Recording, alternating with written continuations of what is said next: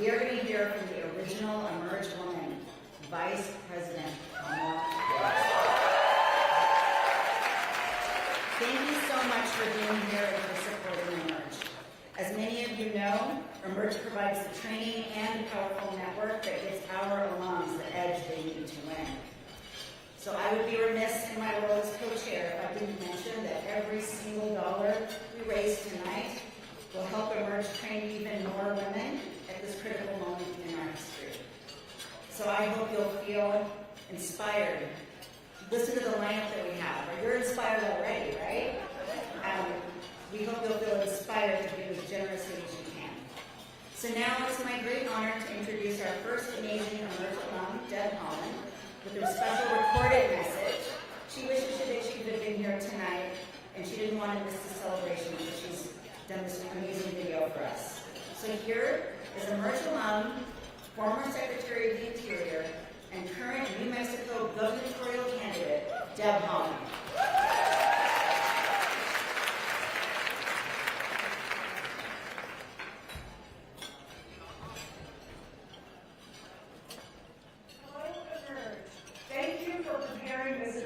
Along with the mentorship and programming you provide for our nation's future leaders.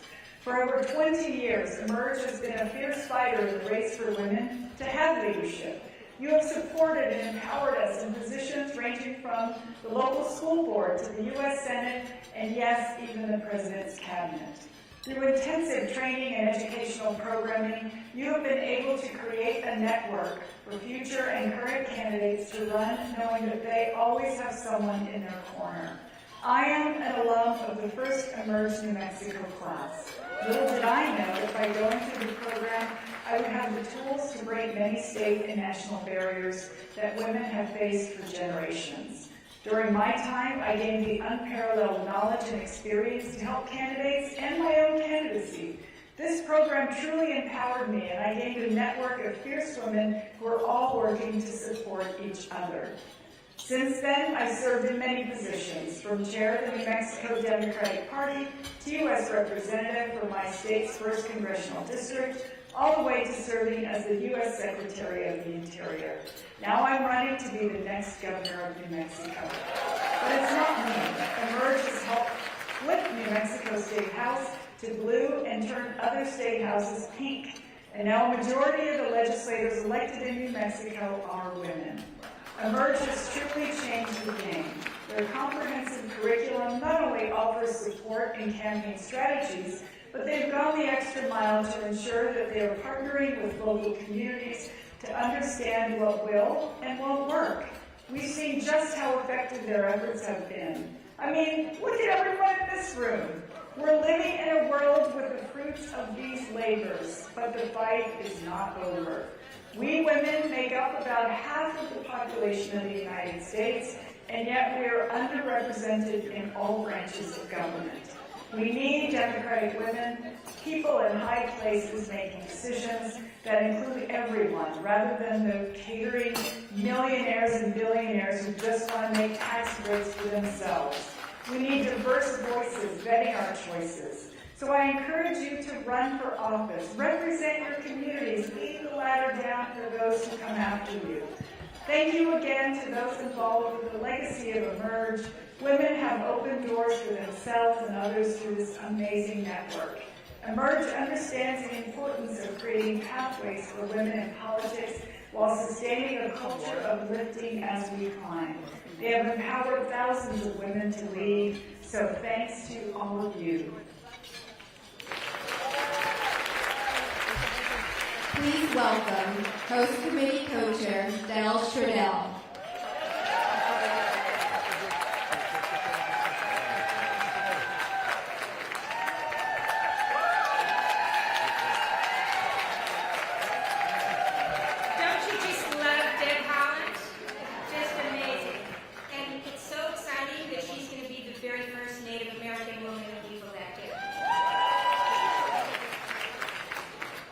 So again, hello everyone, and welcome again. I'm Dale Stradell. I'm a member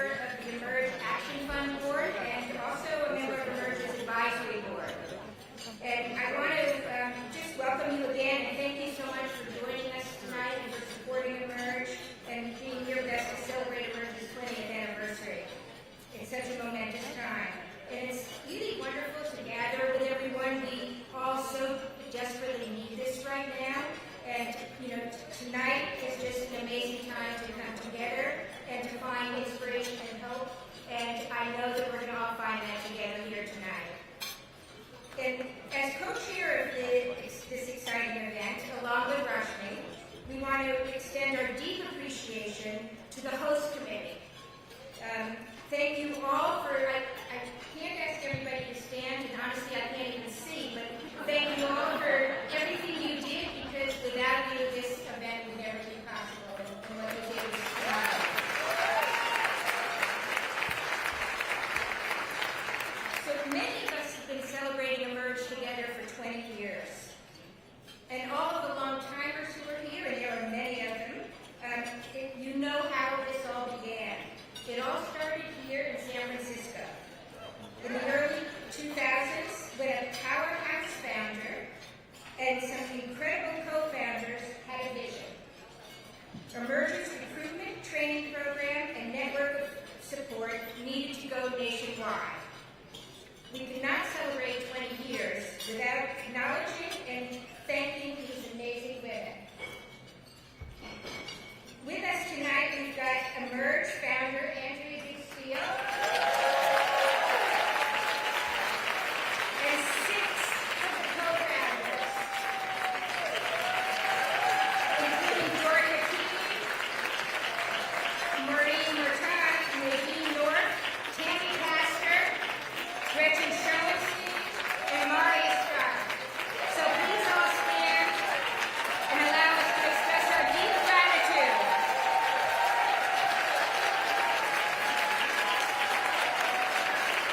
Thank you all so much for your incredible leadership.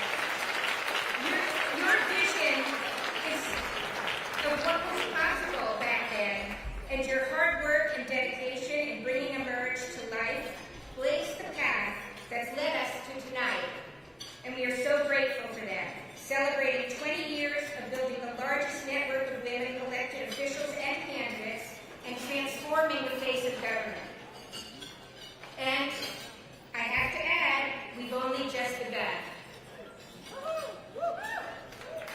Tonight, we're here to celebrate and to also look forward and power the next 20 years. As Emerge's biggest and most important fundraiser of the year, tonight's gala will help fuel our work ahead and allow us to continue to build the bench and make the greatest impact in elections this year, next year, and in the years to come beyond.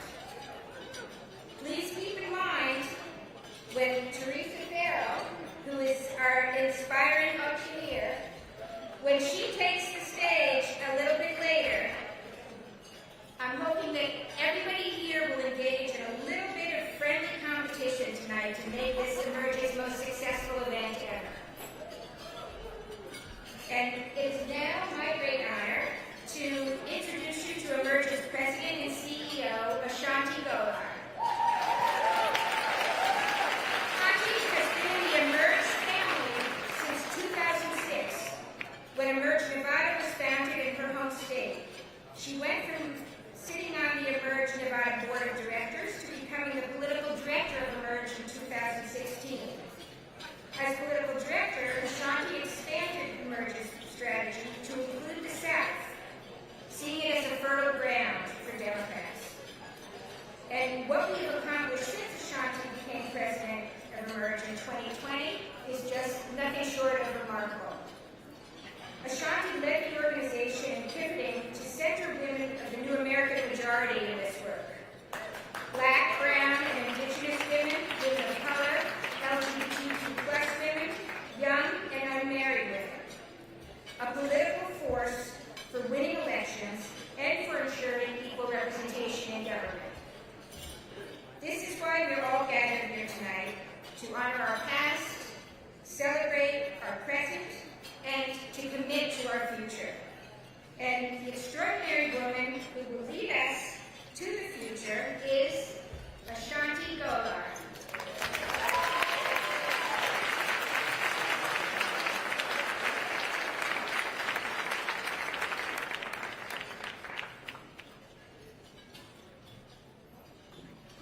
Good evening, everyone. Thank you. Thank you, Dale, so much for that kind introduction and all of your work. Thank you, Maria, for also co-chairing this event. She was my very first board chair, Rashmi was, so I appreciate her. everything that she does. And to the amazing host committee, I thank you all for everything that you have done to allow us to be here. So good evening, everyone. I'm Shanti Gobar. I am the President and CEO of Emerge.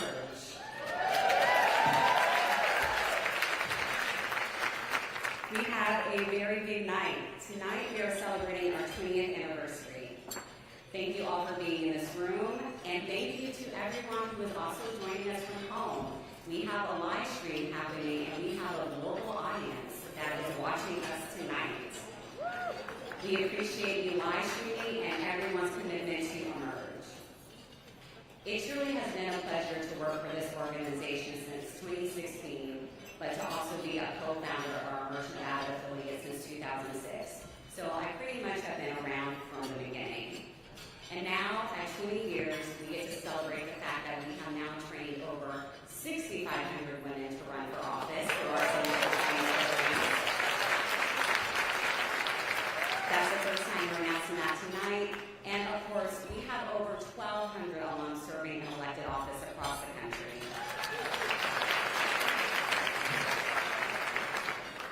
And I am so thankful to have the original Emerge woman, Kamala Harris, who is going to be joining us tonight.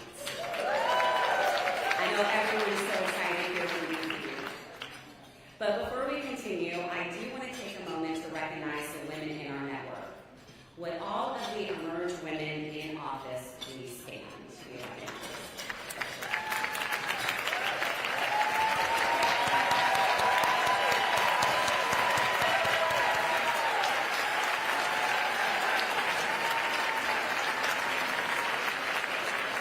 And of course, with them standing, I would like to recognize that we have our highest-ranking California alum in the room, Lieutenant Governor Eleni Kounalakis is here with us tonight.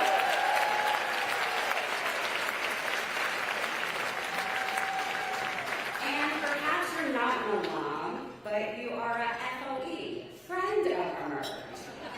And I am looking at former Congresswoman Katie Porter, and of course,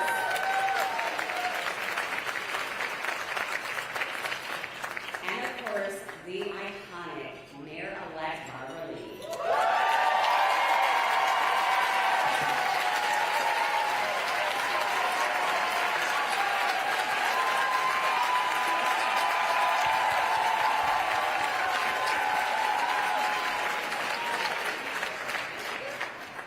And I really appreciate him being here tonight. Our new DNC Chairman, Ken Martin, is joining us.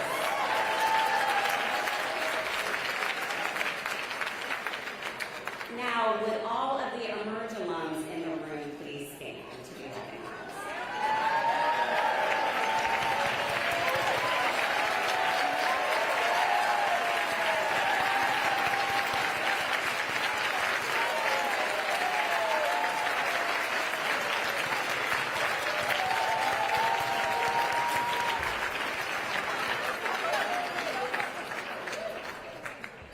To our national board leadership, you have allowed us to usher in a new era of Emerge, where we center women of the new American majority, and I am thankful for your support every day. With the Emerge National Board members, please stand to be recognized.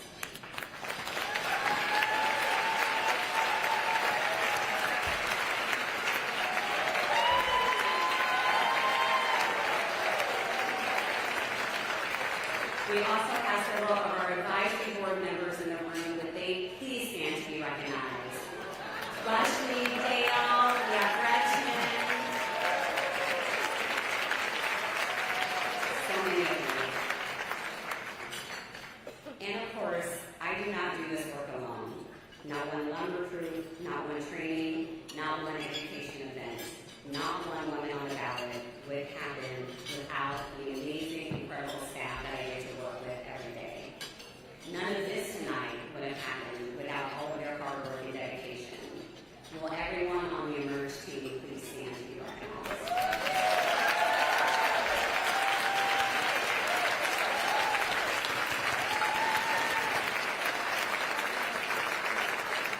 And with that, I would like to take a moment to recognize our longest-serving Emerge employee, our Chief Operating Officer, who is celebrating 15 years at Emerge, Alicia Woodward-Wilson.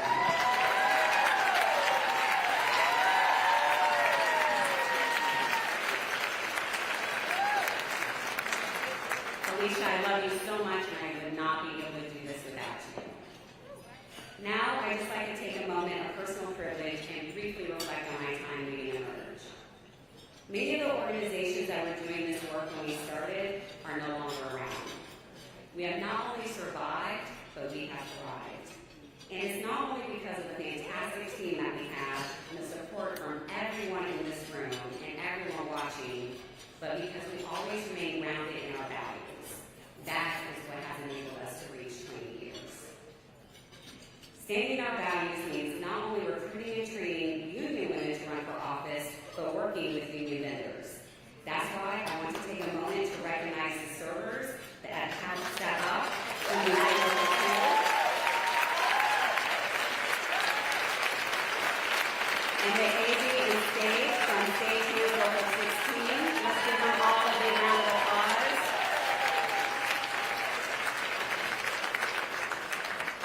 I'm very fortunate to do this job during this time because our women in office continue to inspire me every day. And it's an honor to lead our team of women across the country, training and developing the next generation of leaders in our country.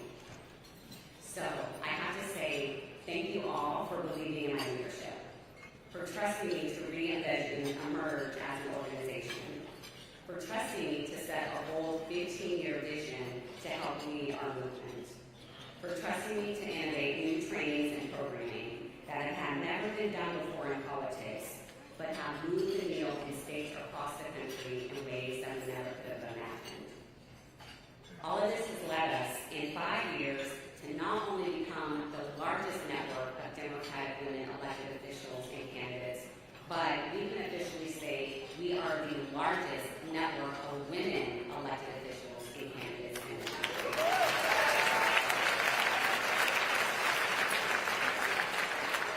Now, I'm excited to introduce our first conversation of the night. You're going to hear from some of our great Emerge women. Please welcome to the stage to join me, Emerge Virginia alum, former Congresswoman and candidate for Virginia Governor, Abigail Sandler.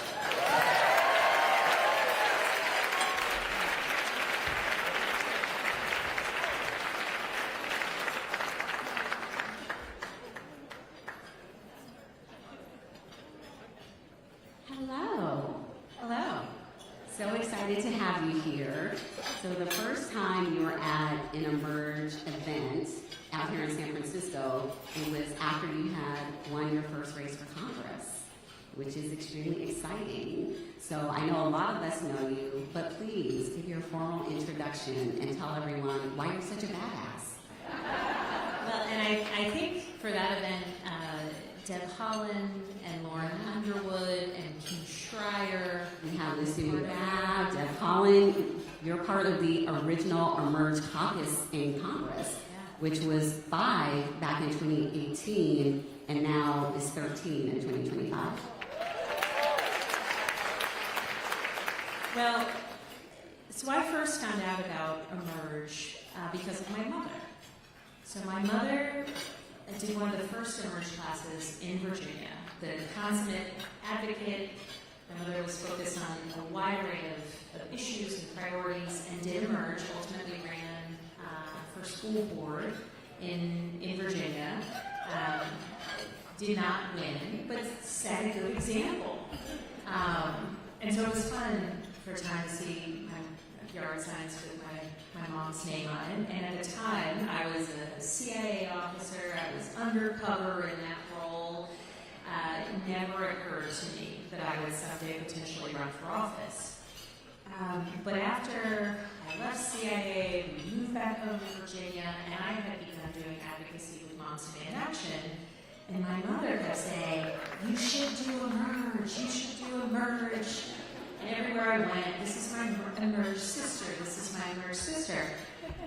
And so in the fall of 2016, I thought I would potentially apply for Emerge. And what I think is so spectacular about Emerge is it's based in your state. So Emerge Virginia is a network of women in Virginia. And so I started the application, and then I thought, no, I'm busy, and my kids are little, and I don't think so. And I started, and then I stopped. And then the election happened, and there was this email that went out, and it was just all of us who had started applications and not finished, and said, we've extended this deadline. And I think I rage applied. And I was accepted into the class, and even at that time, my whole thought process was this will help me, as somebody who had previously been under the Hatch Act and wasn't necessarily super comfortable in the political space, thought this will help me with the advocacy that I believe in. And applied to the program, was accepted, started, and what I found so amazing was to be in a room of other women who believed in the value of electing good people, strong people, in our case in Virginia. And so there were some people in that class who never had any intention of running for office. Some of those people who really never had any intention, who by the end of the class were running for Congress. But actually one of my Emerge sisters is here today, just by coincidence. So Johanna, where are you? And so it's been an extraordinary journey, and certainly I think among the valuable things that you learn in Emerge, to sit in a room of other people and to say out loud, I think I might want to run for office, is the most kind of impactful, empowering thing that you can experience. And there's not a world in which I think I would have run for office had it not been for that experience. So obviously the bottom line is my mother is always right.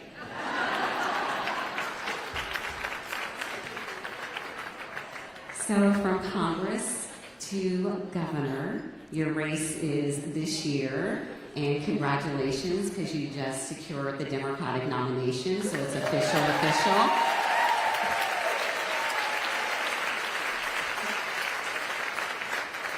And as a Virginia resident, I love that, because I get to vote for you, and I just know how much we need you in that role, because I see the destruction that is happening every day in Virginia with the current Republican governor. I know how horrible it would be if any of the Republican candidates were to ascend into that role. So just tell everyone a little bit more about your race and what is at stake, because so much has been accomplished in Virginia due to your leadership in Congress, our Emerge alums serving up and down the ballot, and we need to definitely get the state back on track. So in 2025, the only statewide races are Virginia and New Jersey. And in Virginia, we currently have 3 statewide electeds. In Virginia, we're each elected independently, and we have a Republican governor, lieutenant governor, and attorney general. We do have a small majority, 51 out of 100 seats in the House of Delegates, and all 100 seats are on the ballot this year. And we have amazing candidates running up and down the ballot in the Commonwealth this year. And so what's at stake is frankly everything, right? When I first started running for governor, my focus was on affordability, endeavoring to lower costs, contending with the housing and the healthcare affordability crisis, endeavoring to put Virginia on the path towards having the best public education system in the country, and recognizing the continuous attack on our rights, certainly across the country, but the need to protect them in the Commonwealth. Now, you add all of those individual issue areas to the reality that Virginia is home to more than 320,000 federal employees. Our very economy is under attack, and we need a governor who's going to stand up for Virginians, their livelihood, the service that they render to our country.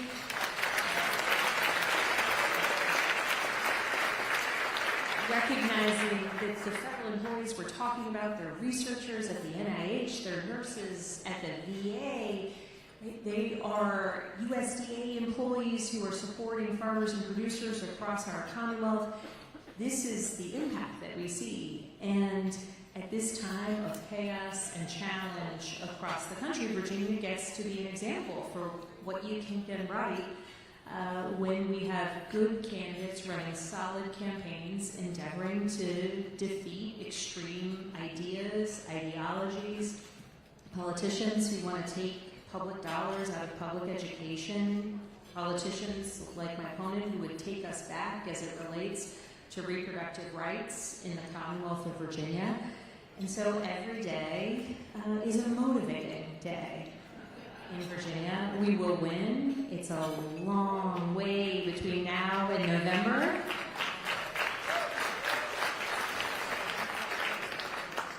But we're clear-eyed about the challenge before us, and I know that we can and we will flip the governorship, the lieutenant governorship, the attorney general.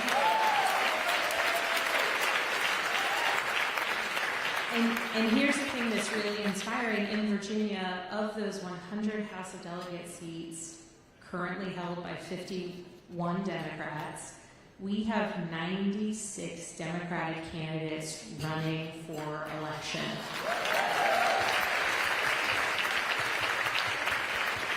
In the bluest of the blue, in the reddest of the red, and everywhere in between, we have people who are standing up, who want to represent their communities, who recognize that this year is the year that across the Commonwealth of Virginia, it's the year to stand up for the policies and the people of our Commonwealth. And I know that we will do right, certainly by Virginians, but we will make an extraordinary example that I hope other states will follow in 2026.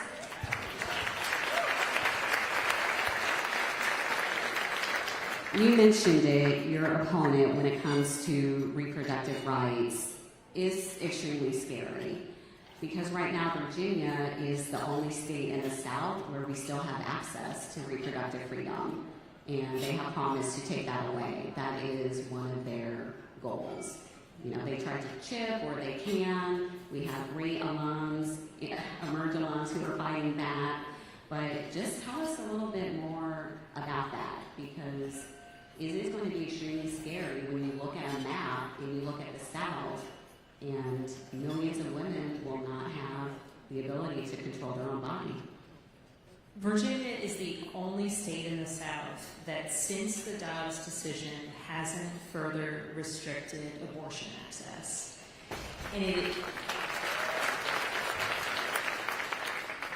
And the clapping goes to the state Senate, who, with a majority of 21 out of 40, blocked a bill that, before we got the majority back in the House of Delegates, blocked a bill that would have restricted abortion access in Virginia, that we know the governor would have signed, that my opponent was in favor of. That 21 out of 40 number is the reason that we were able to hold that back in Virginia. We're now in the process of putting forth a constitutional amendment. In Virginia, it's a multi-year process. We're in the first year out of 3 in order to get a constitutional amendment enshrining access to reproductive health care. But notably, the General Assembly took up a bill that would just make clear through legislation that access to contraception is guaranteed in Virginia. And my opponent, as Lieutenant Governor, cast the tie-breaking vote against ensuring access to contraception.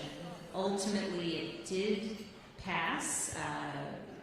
We ultimately got it through, but the expectation is that the governor will veto it this week, as he did last year when they passed it as well.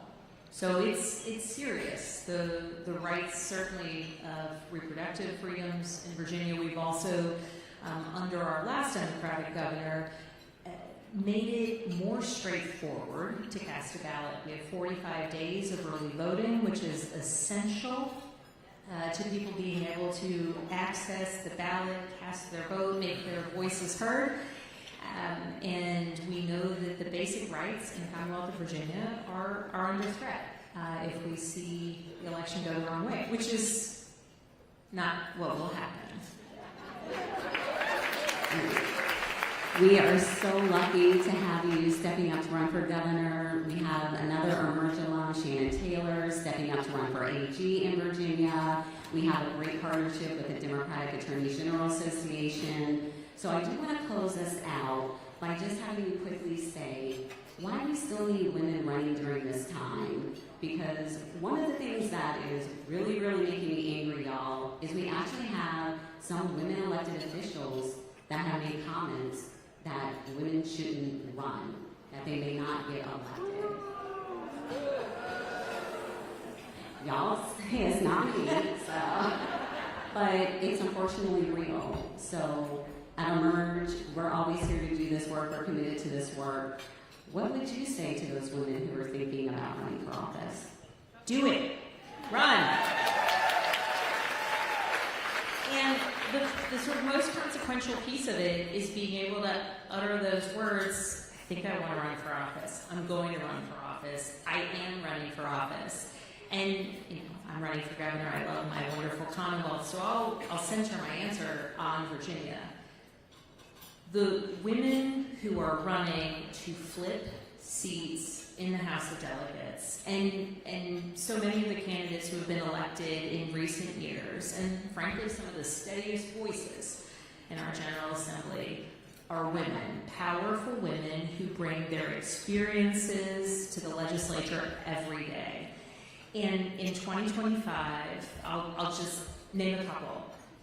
Kimberly Pope Adams is a woman who ran for the House of Delegates and lost by, I believe it was 53 votes in 2023. She's an unbelievable candidate. She's a single mom. She is an auditor and gives this incredible speech that makes me feel like, oh my gosh, we need auditors in the General Assembly. Lily Franklin, who is running in Southwest Virginia, who, when she ran in 2023, frankly speaking, lots of people said she's too young, it's a red area, no way will she win. And I went and campaigned with her a ton, and I was telling everyone, this woman can win because she brought energy, urgency, and passion to the community that she was of and the community she wanted to serve. And in the end, she came up 183 votes short. This year, she will win. And when she does, she will be bringing the voices of some students at Virginia Tech, which she'll represent a portion of them, but importantly, farmers and producers in our agricultural communities in a portion of Southwest Virginia. She'll bring those voices to Richmond.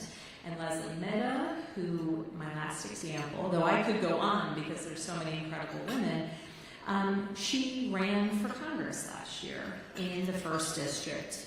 Came up short, but man, oh man, when she was considering running again, people said, well, you ran for Congress. Why wouldn't you run for Congress again in 2026? And she came to me and she said, I just want to serve. I want to be able to bring voices to government.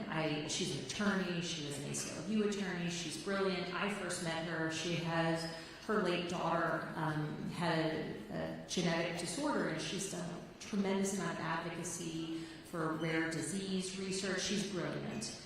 And people said, well, why would you want to run for House of Delegates? It's much smaller, it's a smaller race. And I said, it's perfect. Because when you bring that congressional race energy to your geographically far more compact House of Delegates district, your opponent's not going to have any idea what hit him. It's going to be awesome. And these women, they're going to win. And frankly, when kids, and not just little girls, when kids come to Richmond and they look at our General Assembly already, on the Democratic side of the aisle, they see who they can be. They see it. And so anyone thinking about running, just do it. And frankly, recognize that when you win, it's actually the fact that you may not fit the usual mold that will be your strength in governing. Thank you so much for everything that you do. Thank you for being here. And I can't wait to call you my governor. Thank you. Thank you.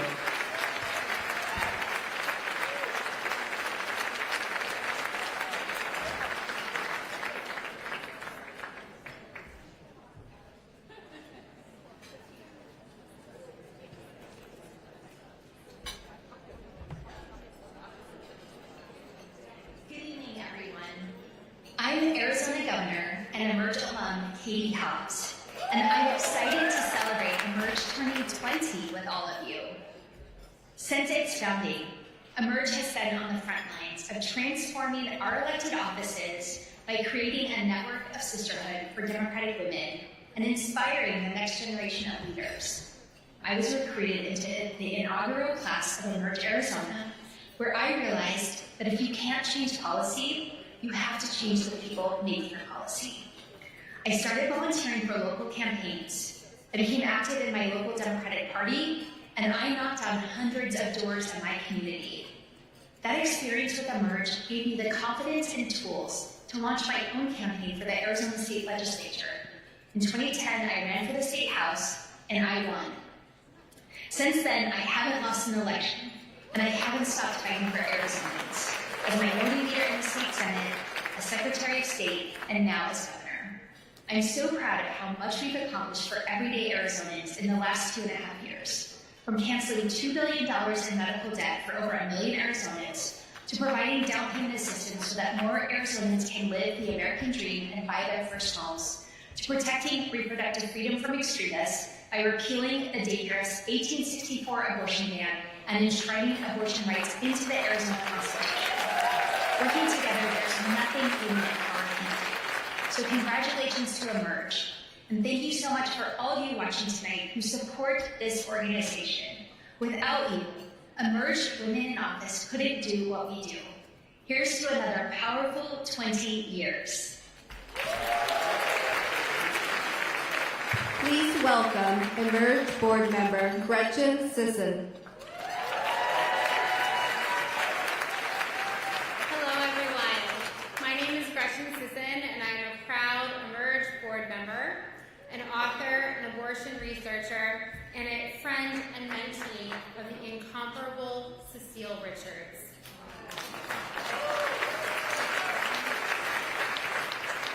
It might seem impressive to have had Cecile as a mentor, but I promise it wasn't, only because Cecile was a mentor to everyone in our field, and she took that role incredibly seriously. She always showed up for the next generation of leaders and thinkers in the abortion access and reproductive justice movements. She showed up with advice, with her network, and with a shared purpose and moral clarity around the work that needed to be done. She was a fearless executive, and she was a movement builder, because while she was undoubtedly a once-in-a-generational messenger, she also deeply cared about getting stuff done. And I know I'm introducing a woman from Michigan, so I could say something else, but we're going to stick with stuff for right now. Which brings me to tonight's recipient of the Cecile Richards Impact Award.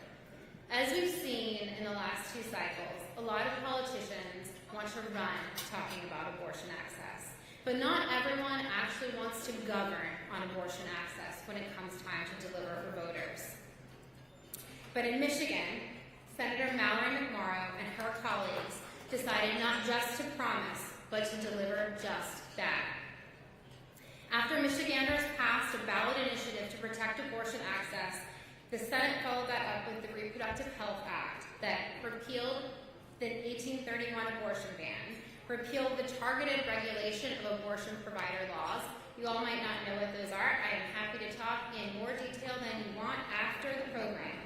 They repealed a law that forced patients to buy a separate insurance rider to access abortion care.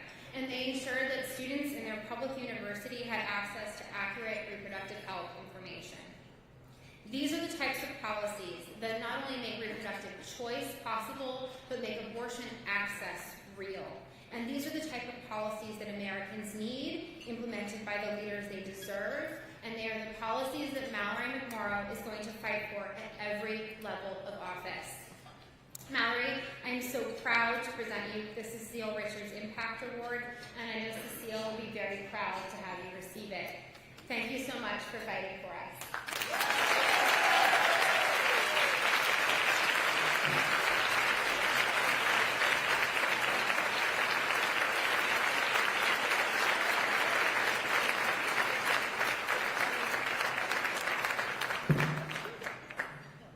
Good evening. I'm so proud to be here tonight, and I want to tell you a little story. A video went viral the day after the 2016 election. It was middle school students chanting, "Build that wall," at a Latina student. They were slamming on the tables and yelling. That was at Royal Oak Middle School, which was my polling place the day before, where I stood in line hoping to end Trump's hopefully brief journey into politics by electing our first woman president. Then, when that didn't happen, I did the only logical thing I could think to do up next. I Googled how to run for office.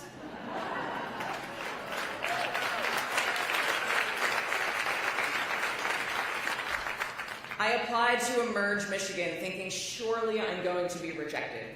I had no political experience. I had never worked on a campaign. But it's a funny thing. When you raise your hand, you tend to be called on. What struck me about the women in my Emerge class wasn't the ambition. Not one said, "I was born to be in it." We were there because we, quite reluctantly, saw running as the only solution to problems that nobody seems to be fixing.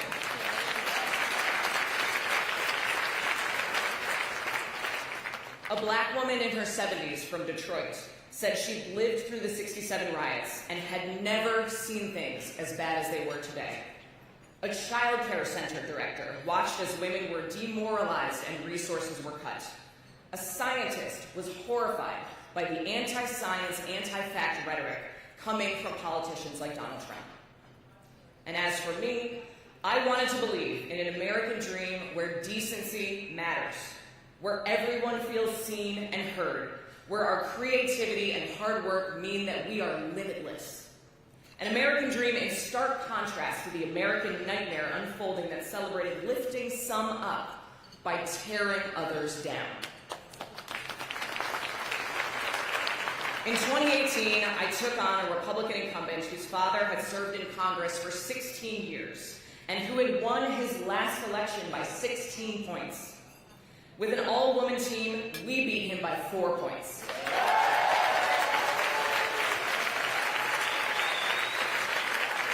Swinging the district 20 points and breaking the Republican supermajority in the Michigan State Senate. Then in 2022, after a floor speech of mine went viral, I raised millions of dollars for other candidates running for state senate, and we helped flip the state senate for the first time since 1984.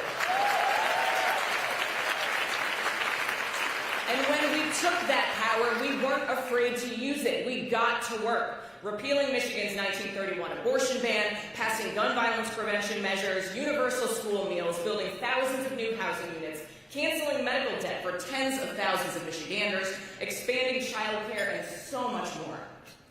Now, I'm running for U.S. Senate with that same why. Not because I ever wanted to be a senator, but because if you haven't noticed right now, our country is going through it. We need that spirit that I found with those 22 other women learning the hard way how to make our own seats at the table because we know damn well nobody else is going to make them for us. Because ours is a country that needs to be fixed, righted, and restored. To wake up from the American nightmare and write our new American dream. Because all of us in the room, we are the ones who are going to write it. Thank you very much.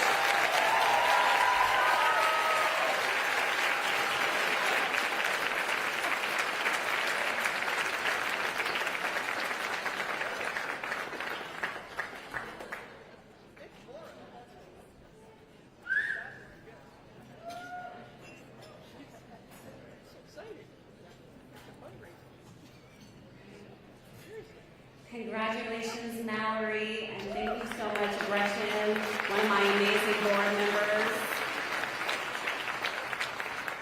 All right, it's time. We are so honored to have our next guest joining us tonight. She is one of the main inspirations for our work and why Emerge exists. That's right, her first campaign for district attorney started right here in San Francisco and helped spark the movement that became Emerge. When her inner circle saw the need for a program to train women on how to run for office and win. That is precisely what Emerge was created to do and is what we've been doing for 20 years. She has spent a career in public service fighting for the people of California as Attorney General and U.S. Senator, and then we got to watch her fight for all of us as our first woman Vice President.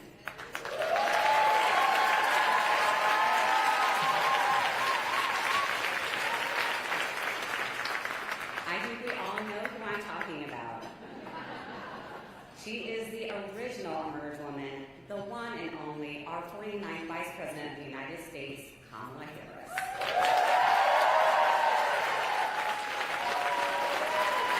Just a moment. I'm glad y'all are excited, a little bit more.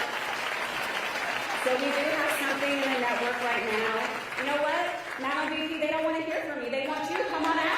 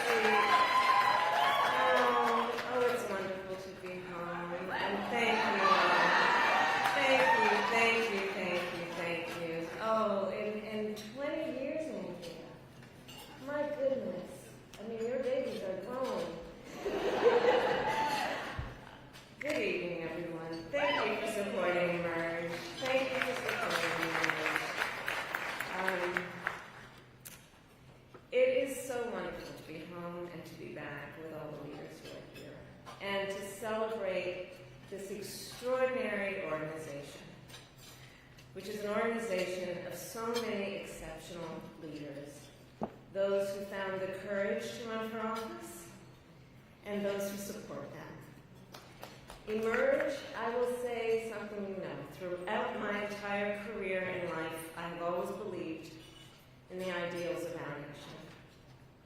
The ideals reflected in the Declaration of Independence, that all are created equal and endowed by our Creator with certain inalienable rights. Ideals advanced and affirmed by the service and sacrifice of generations of patriots. The ideals that ground the Constitution of the United States, that here in our country, power ultimately lies not with the wealthy or well-connected, but with all of us, with we the people.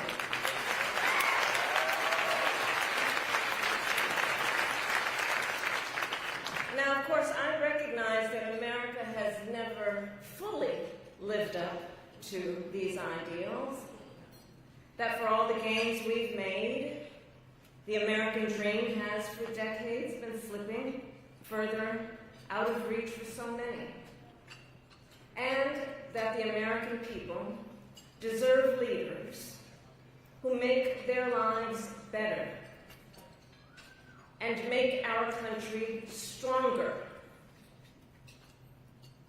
But sadly, we have seen quite the opposite over these past few months. Now, I know tonight's event happens to coincide with the 100 days after the inauguration, and I'll leave it to others to give a full accounting of what has happened so far. But I will say this. Instead of an administration working to advance America's highest ideals, we are witnessing the wholesale abandonment of those ideals.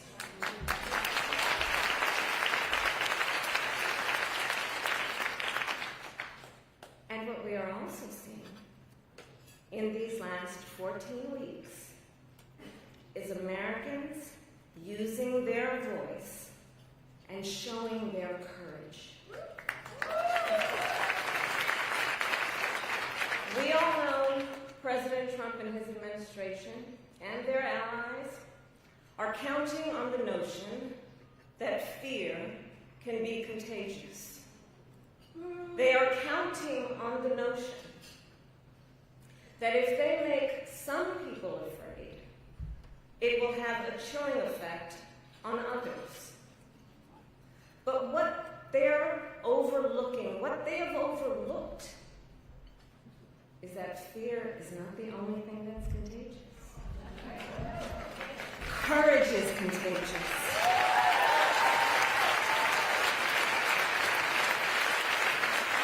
The courage of Americans who are banding together in the face of the greatest man-made economic crisis in modern presidential history. Americans across the political spectrum who are declaring that the president's reckless tariffs hurt workers and families by raising the cost of everyday essentials, devastate the retirement accounts that people spent a lifetime paying into, and paralyze American businesses, large and small, forcing them to lay off people, to stop hiring or pause investment decisions. The courage of Americans we are seeing who are rallying at Social Security offices to protect their hard-earned benefits. Of Americans who are speaking out to say, it is not okay to violate court orders. Not okay. Saying it is not okay to detain and disappear American citizens or anyone without due process.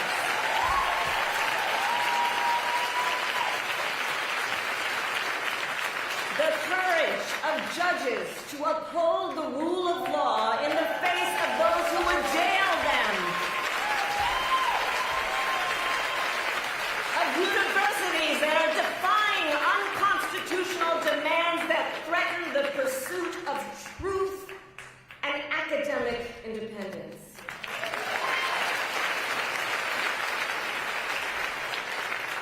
And I will tell you, the courage of all these Americans inspires me. And I have been inspired by the movements like the one in Wisconsin that put Susan Crawford on the Supreme Court. By the State of the People Power Tour that is aiming to ignite a grassroots movement to lift up voices and advance freedom and justice. And by leaders across the spectrum, including congressional leaders like Cory Booker, Chris Van Hollen, Chris Murphy, Jasmine Crockett, Maxwell Cross, AOC, and Bernie Sanders. All who, in different ways, have been speaking with moral clarity about this moment. So here's one of the other things I wanted to talk about tonight, and to highlight. An agenda to shrink government and then privatize its services, all while giving tax breaks to the wealthiest among us. By the way, an agenda that is not lowering costs, not making life more affordable, and not what they promised. It's an agenda, a narrow, self-serving, vision of America, where they punish truth tellers, favor loyalists, cash in on their power, and leave everyone to fend for themselves, all while abandoning allies and retreating from the world. And folks, what we are experiencing right now is exactly what they envisioned for America. Right now, we are living in their vision for America. But this is not a vision that Americans want. Woo-hoo! We are living in a moment when the checks and balances upon which we have historically relied have begun to buckle. And we here know that when the checks and balances ultimately collapse, if Congress fails to do its part, or if the courts fail to do their part, or if both do their part, but the president defies them anyway, well, friends, that is called a constitutional crisis. And that is a crisis that will eventually impact everyone. Because it would mean that the rules that protect our fundamental rights and freedoms, that ensure each of us has a say about how our government works, will no longer matter. And if that happens, the one check, the one balance, the one power that must not fail is the voice of the people.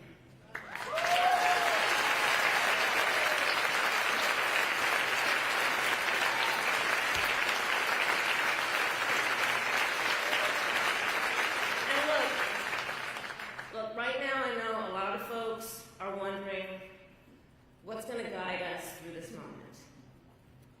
How are we all going to figure out how to chart the course? But that's not a reason to throw up our hands. In fact, please allow me, friends, to digress for a moment. Okay. It's kind of dark in here, but I'm asking a show of hands. Who saw that video from a couple of weeks ago? The one of the elephants at the San Diego Zoo during the earthquake? Google it if you've not seen it. So that scene has been on my mind. Everybody's asking me what you've been thinking about these days. Well, so in the video, for those who haven't seen it, here those elephants were. And as soon as they felt the earth shaking beneath their feet, they got in a circle and stood next to each other to protect the most vulnerable. Think about it. What a powerful metaphor. Because we know those who try to incite fear are most effective when they divide and conquer, when they separate the herd, when they try to make everyone think they are alone. But in the face of crisis, the lesson is don't scatter. The instinct has to be to immediately find and connect with each other, and to know that the circle will be strong.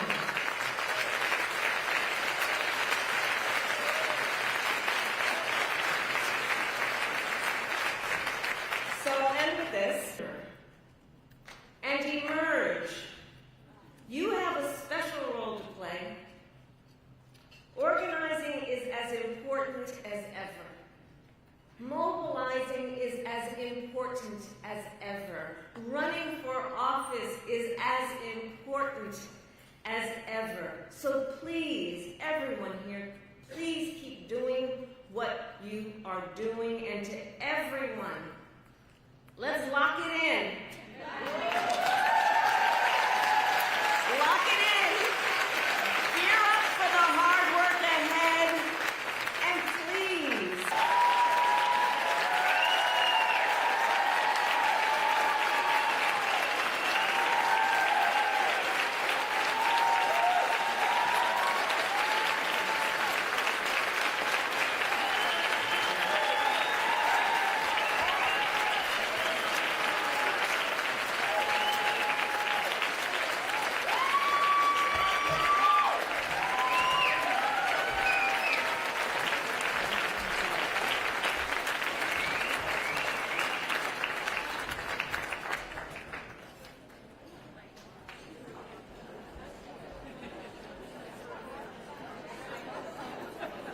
In 2016, women woke up to the fact that it was going to take more than voting to elect the first woman president and have women leaders that